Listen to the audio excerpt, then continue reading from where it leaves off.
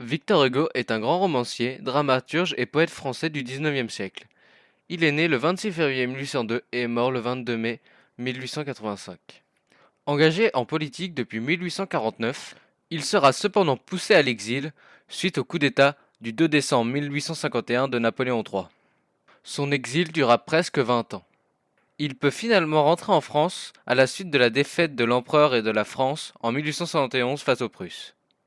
C'est donc juste après cet exil que Victor Hugo écrit cette lettre au Congrès de la paix en 1872 et juste après cette guerre entre grandes puissances européennes. Dans ce texte, Victor Hugo fait l'éloge de la fraternité. Il répète même ce mot 2 fois, ce qui montre son intention de vouloir créer une Europe d'un seul bloc, une seule et même alliance supprimant les frontières.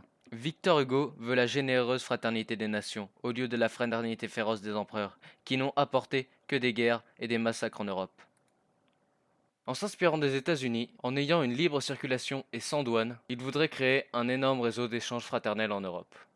Et ce texte est aussi un éloge de la liberté, car Victor Hugo dit vouloir abattre les frontières entre les États d'Europe. Et aussi, pour montrer ce désir de liberté, il voudrait stopper la fraternité féroce des empires, qui restreignent les libertés, au profit de la généreuse fraternité des nations.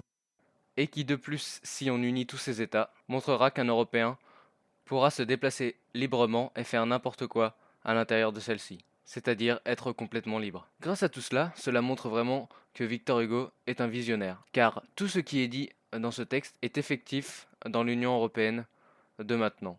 Par exemple, la généreuse fraternité des nations, qui est le fait que les Européens se rapprochent par le biais de la citoyenneté européenne, ou d'autres choses comme nous aurons la patrie sans la frontière et le commerce sans la douane, la circulation sans la barrière. Tout cela a été garanti dans la plupart des pays membres de l'UE et dans quelques pays non membres par l'espace Schengen. Merci d'avoir écouté cet audio sur les États-Unis d'Europe vu par Victor Hugo.